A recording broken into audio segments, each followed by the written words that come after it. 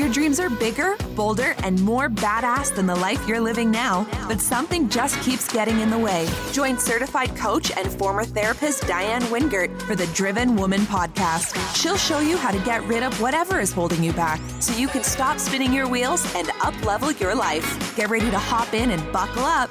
This is the Driven Woman podcast, and we're heading for the fast lane.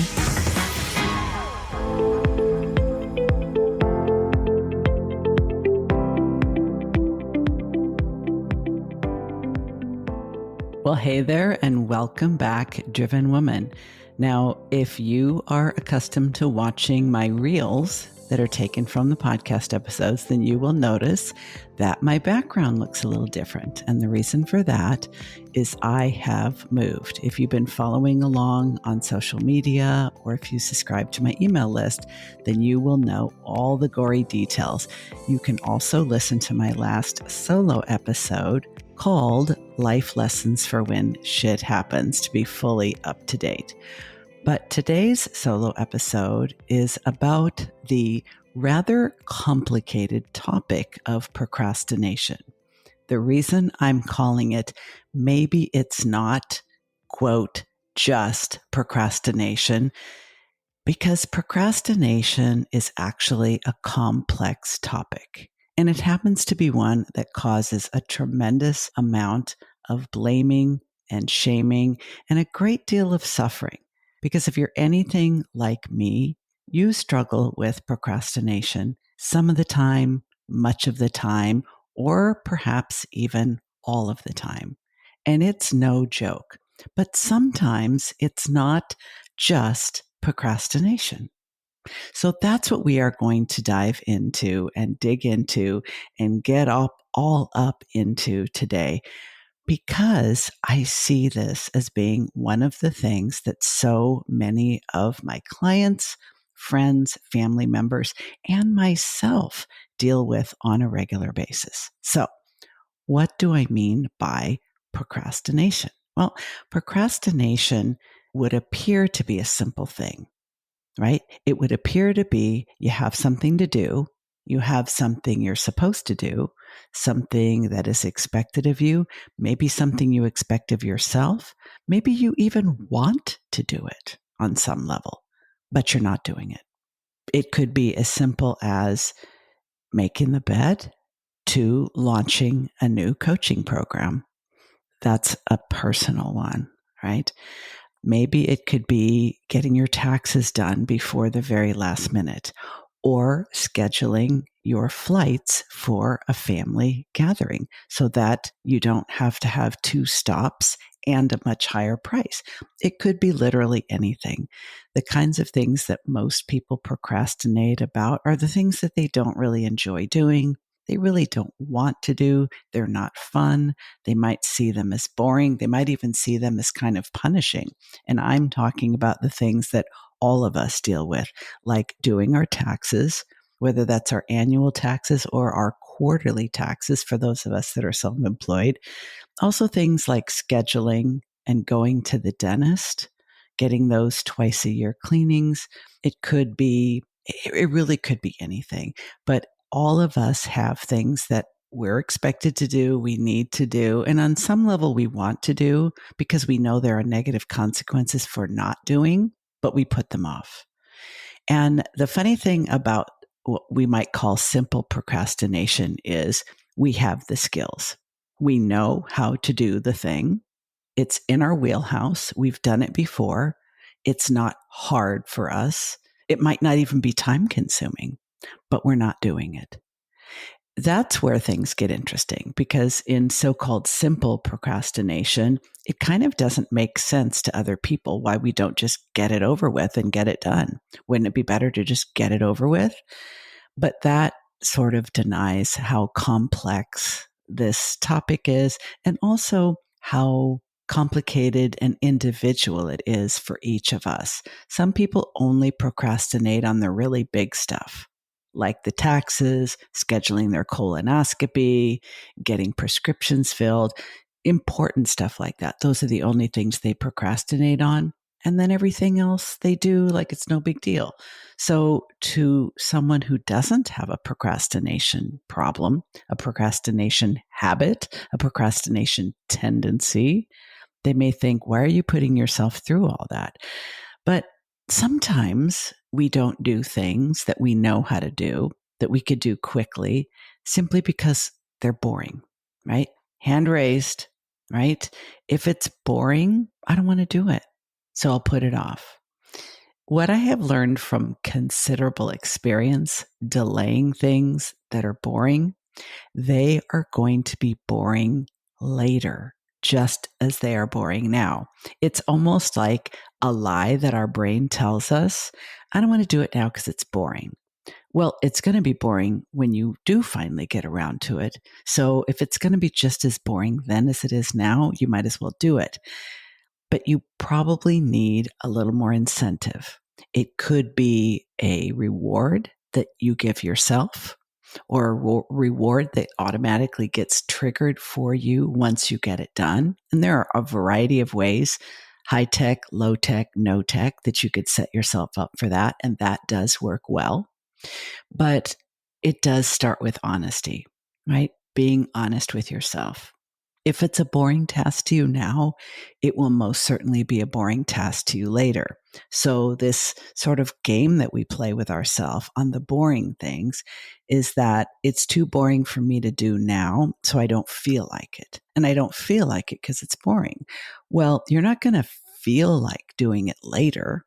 What'll probably happen is it'll still be boring. You still won't feel like it, but you're going to do it later, either because somebody's bugging you about it and you feel shame, or you have attached a negative consequence to continuing to delay it, or a positive consequence to getting it done.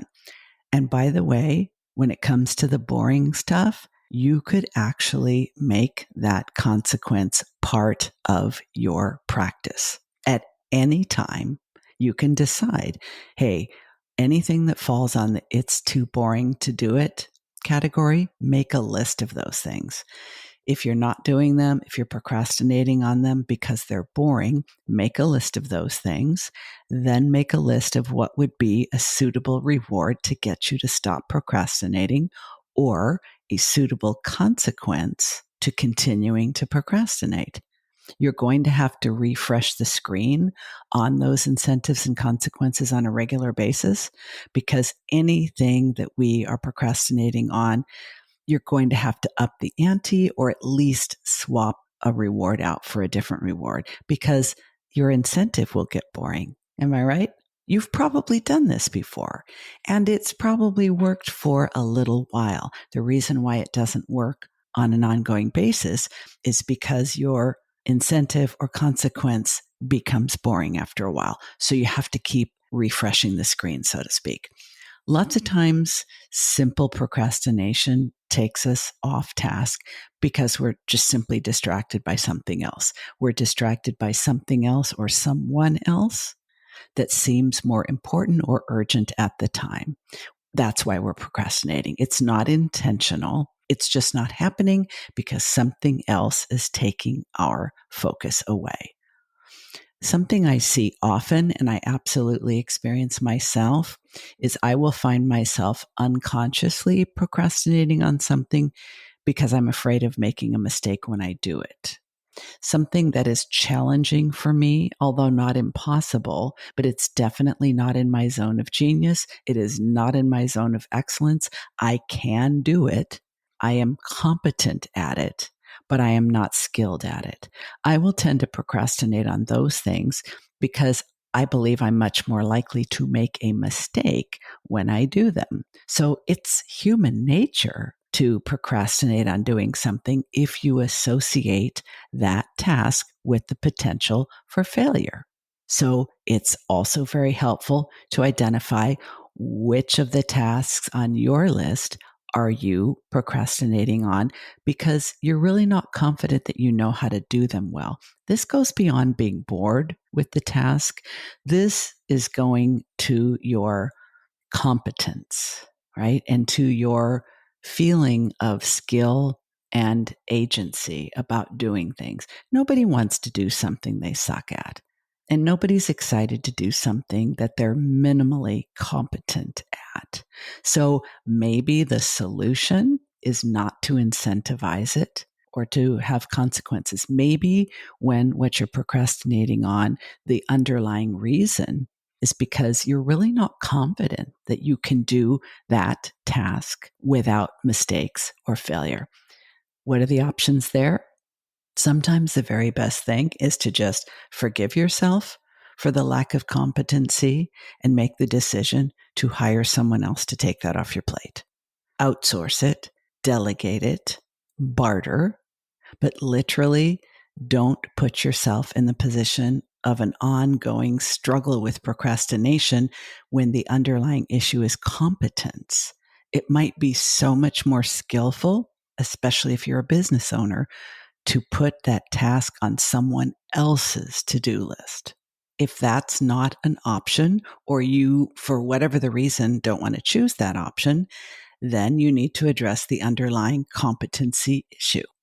Get the additional help you need to get better at the task, right? Otherwise, if you can't give it to someone else, then you need to get better at it. If you can't give it to someone else and you aren't willing to try to get better at it, you will continue to procrastinate because it's human nature.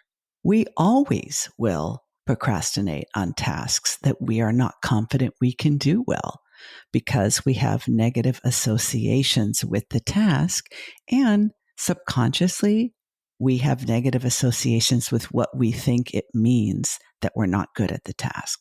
Now, that's another thing. If you decide, and I'll get more into this in a few minutes, but if you make an agreement with yourself, if you take a pledge like the one I have, the pledge of radical self-acceptance, I pledge that no matter what, I refuse to feel bad about myself. That is a habit I've worked very hard to break, and I am not going back. So having a habit of radical self-acceptance means I can make mistakes. I can procrastinate. I can fall flat on my frickin' face, and I refuse to feel guilt or shame because that is optional. Now, this is a difficult practice to really, really master, but you can do it if you make the commitment to do it. And you just literally work on forgiveness and grace with yourself every time you make a mistake. It really does add up over time. So that means you don't have to be afraid of doing things that you might suck at, because the procrastination problem is not going to go away if there's a skill deficit, right? So there are other reasons why we procrastinate. For example, a lot of people who work for others and they do not feel respected, they do not feel well compensated, they really don't feel like they're valued in that role, whether they're a freelancer, a gig worker, a contractor, an employee, sometimes even a partner in a business. Sometimes we do not perform tasks and we call it procrastination, but what's really going on is the unacknowledged emotion of resentment. Man, I have really discovered so much about the power of resentment and what an insidious emotion it turns out to be. And usually we're not labeling it accurately. We'll talk about being frustrated. We'll talk about being annoyed. We'll talk about all kinds of other things. But when it comes down to resentment, you will often find yourself procrastinating on tasks that you resent. And you may not even be aware of it. You'll probably tell yourself, yeah, I'll get to it. I'm busy right now. I'll get to it. I'll do it later. I got too much on my plate at the minute. It's absolutely on my list. But what's really going on is you're putting it off because you resent the fact that you're expected to do it, either because you're expected to do it right now, and maybe the resentment will be a little bit less when you're allowed to determine when you do it. And this is a little bit of a subtle distinction I don't want you to miss here. Everybody who works, even those of us who don't work, right? Everybody has things in their life they need to do, are expected to do, are obligated to do that they don't want to do. Everybody. I don't think there's one human being who doesn't have to do things they don't want to do. But most of us find that when we are able to choose the way we do that task, when we do that task, how we do that task, so that we have a little bit more of a sense of independence, agency, autonomy, or control, we resent it a little bit less. So, and this is a good one for parents, right? Your kid has to clean his or her room, their room. If you allow them to do it within a range of time, instead of saying you need to clean your room right now and then stand over them and make sure they do it, you are going to have a power struggle because the child is going to resent that. Same thing with our team members or employees or contractors that work for us. It's one of the reasons why so many people prefer to work with contractors instead of employees. There are other reasons too, but a contractor has to get the work done within the time frame allocated. When they do it and how they do it is up to them. There's more freedom, there's more autonomy. People procrastinate less and they feel less resentment when they have a little more control about how and when they do things. So if you are experiencing procrastination over things that you have assigned to yourself, take a look at whether or not there isn't some underlying resentment there and ask yourself, do I really need to do this task? And if you do, is there a way to do it? Is there a timing issue? Is there a style issue? Is there some way I can shape this task differently so that I feel less resentment? Once you tackle the resentment, you have probably handled the procrastination. Hey, it's Diane with a quick interruption to the episode because I've got a couple questions I just need to ask you. One, are you where you want to be in your business?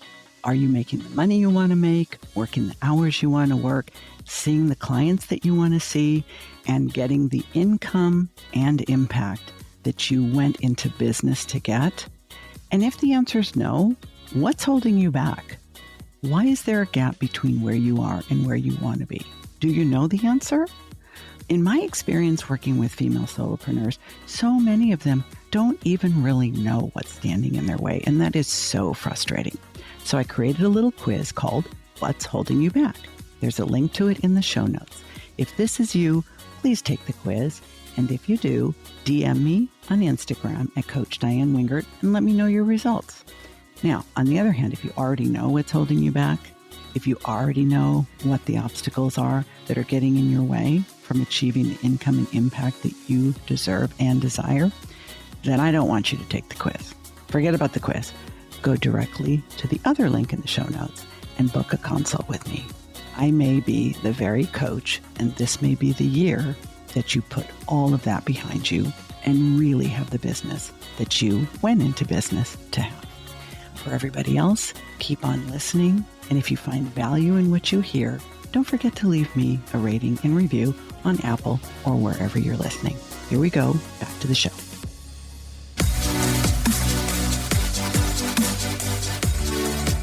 It's funny because at first I said I would never own my own practice.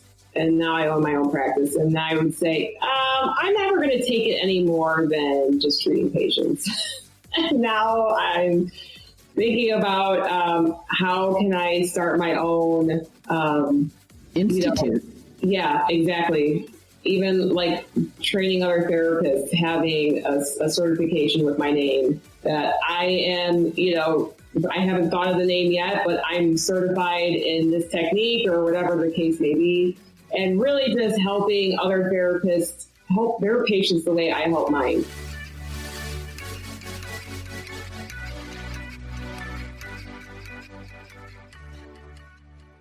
So now I want to talk for a couple minutes about kind of the levels of procrastination, because I never think of anything as just procrastination. You've heard me in this episode refer to simple procrastination. And what I mean by simple is when there's really just one underlying cause. You're bored, it's not challenging, you're afraid of making a mistake, you feel resentment, you don't want to do it. These are more simple because there's a singular cause.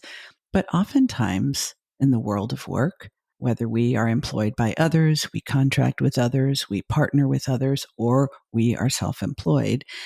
Procrastination, I think of as kind of like the first level.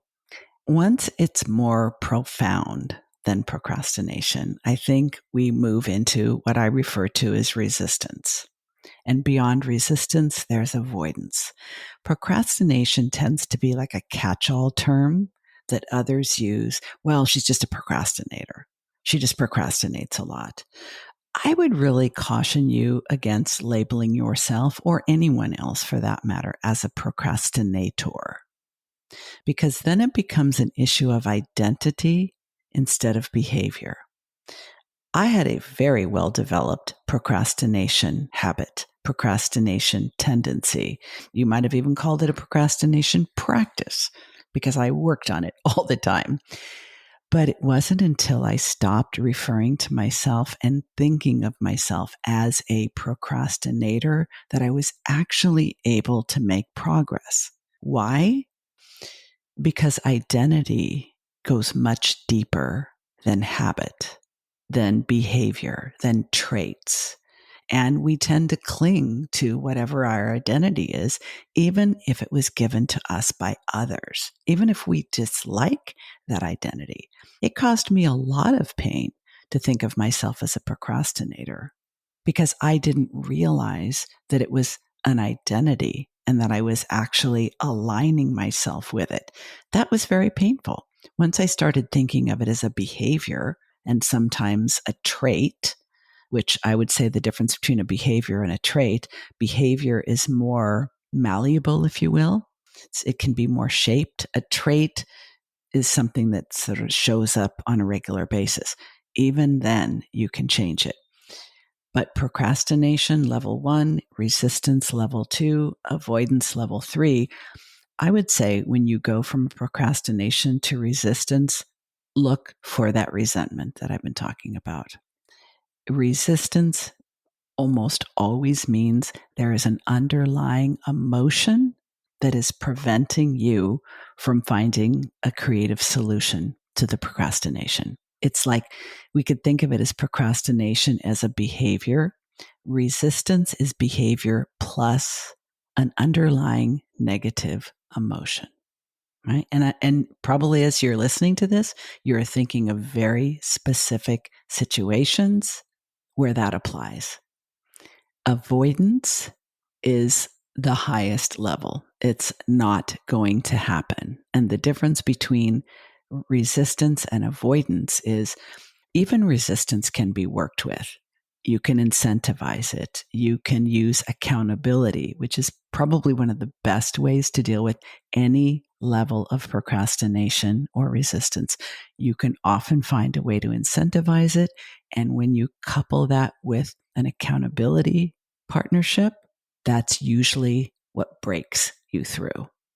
Once you've reached the level of avoidance, it's so much harder to make a change because you're literally not allowing it to come into your consciousness. Procrastination, you know you're supposed to be doing something and you play a little game with yourself, like, I'll do it later. You're kind of appeasing yourself so that you don't feel guilty. I know I need to do it. I don't really feel like doing it. I'll do it later, as if you're going to want to do it later any more than you want to do it now. You won't, but we often play this game. Usually we end up doing it because we run out of time or because someone else holds us accountable. So instead of feeling guilty or ashamed that you benefit from accountability on things you're procrastinating on or resisting, why not embrace that and leverage accountability to get things done more expediently? One of the frameworks that I talk about with my coaching clients a lot is the 4 Tendencies by Gretchen Rubin. 42% of people, according to this framework, are obligers. And what that simply means is they won't necessarily do something because they expect themselves to do it. They will do something because other people expect them to do it. Since this is the majority of people, there really shouldn't be any guilt or shame in it. It's normal. It's typical.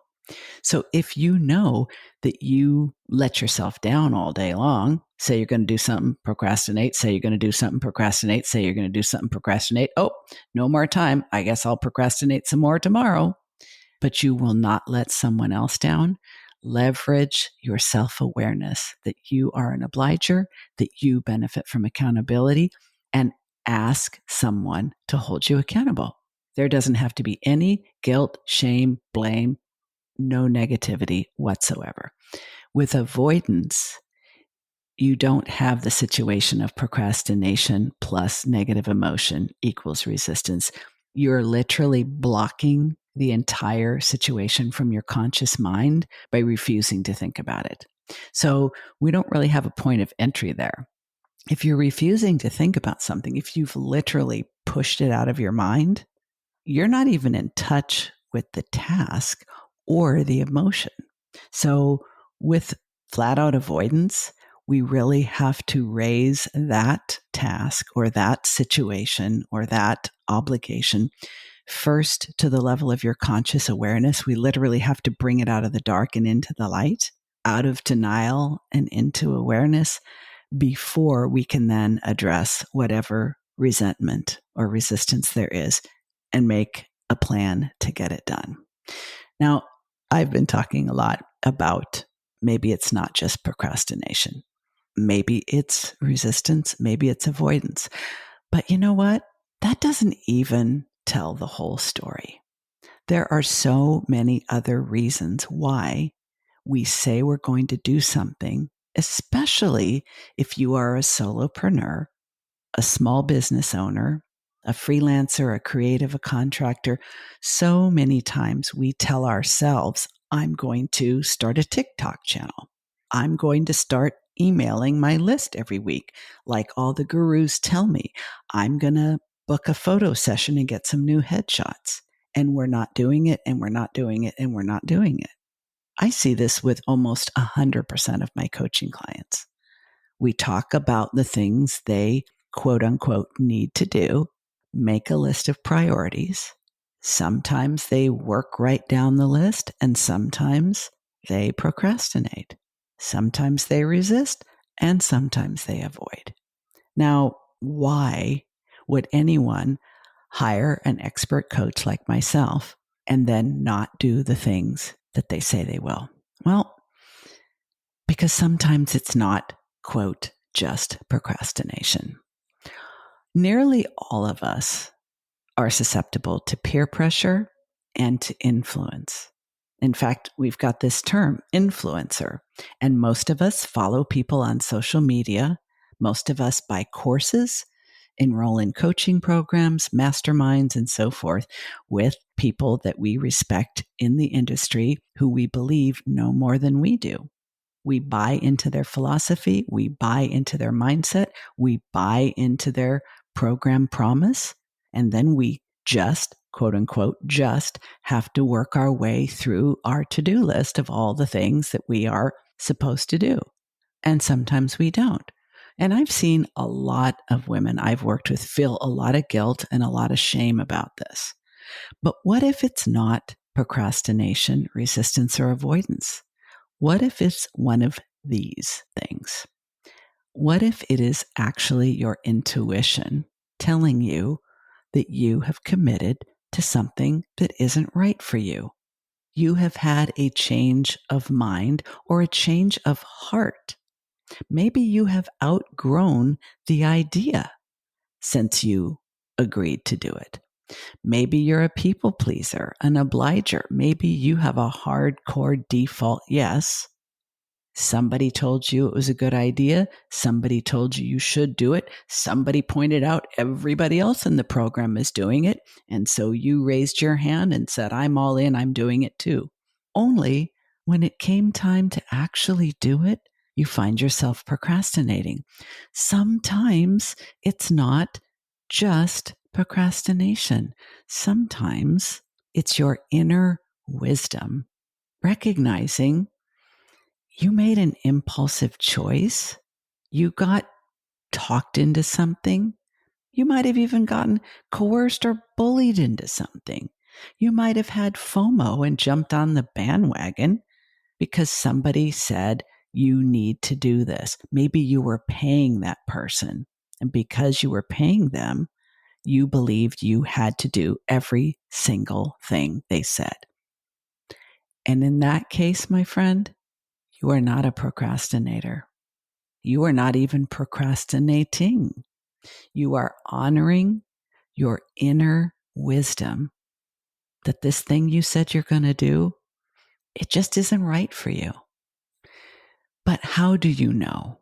How do you know when it's just procrastination, when it's resistance, which is procrastination plus an underlying negative emotion, when it's flat out avoidance, and when it is actually your intuition telling you this is not for you? Well, this is what I recommend to my coaching clients, and I'm going to recommend to you as well. It starts with radical self-acceptance, which means you are in the no fail zone. You changed your mind, not a problem. Change of heart, not a problem. Outgrew an idea, absolutely okay. Realized that you jumped on the bandwagon before you even knew where that bandwagon was headed. It happens. It has happened to me more than once.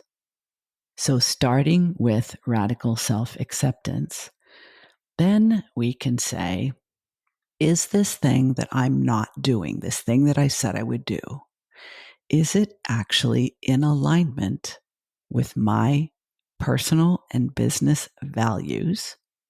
And if you don't know what your personal and business values are, I want you to DM me at Coach Diane Wingert on Instagram or Diane Wingert Coaching on LinkedIn and ask me to send you my values clarification exercise for business owners. Because if we're trying to do something that is not in alignment with our personal and business values, we are going to continue to procrastinate and feel crappy about it. And that is a fact. Is it in alignment with your current business goals, your stage of business, and your stage of life? If not, then not. In fact, you would be doing yourself a disservice to stop procrastinating and go all in on something, because you most certainly will end up creating something that you hate. That's what I mean by intuition. Sometimes our inner wisdom knows this thing we said we'd do, it is so not right for us. It is not right for where we are in our life, our business, our finances, in our primary relationship. It's not the right thing, or it's not the right time. We don't have the bandwidth. It takes resources that we haven't allocated for. Do you see what I mean? Sometimes it's not just procrastination. Sometimes we just need to stop, drop, and roll, meaning take a break from our to-do list, take a break from our constant productivity, go back to the basics. And just because you said you would do something, ask yourself, what is this that I'm committing to? Do I need to be the one to do it? Do I need to do it now? And does it fit with everything else I have on my plate? You know, just because you said you would doesn't mean you should. Maybe you'll do it later when it's the right time, and maybe you can just let it go, which is why it's so important to promise yourself, as a baseline, radical self-acceptance. If I really let myself wallow in thinking about all the things I said I would do and didn't do because I let people down, because I spent the money, because I could just go down the whole laundry list. But the bottom line is, the longer I'm in business and the longer I'm alive, the more I learn to trust myself, to trust my instincts, to trust my sense of timing. I never intentionally sabotage myself. But sometimes we cling to a commitment that we made impulsively, under pressure, or because everybody else was doing it and we didn't want to have FOMO. And when you're procrastinating on following through on something like that, it's not going to work anyway because you're not going to love it. I have said this before, and I'm going to say it again now in conclusion for this episode. I think one of the most important things women need to learn when they have their own business is to change our relationship with failure.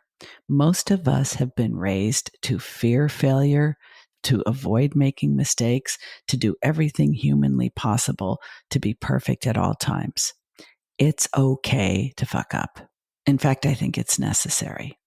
Because if we don't make mistakes, if we don't make bad choices, if we don't fall on our face, the failed launch, the terrible hire, the bad pricing, investing in the wrong coaching program, whatever it may be, I've done them all, by the way.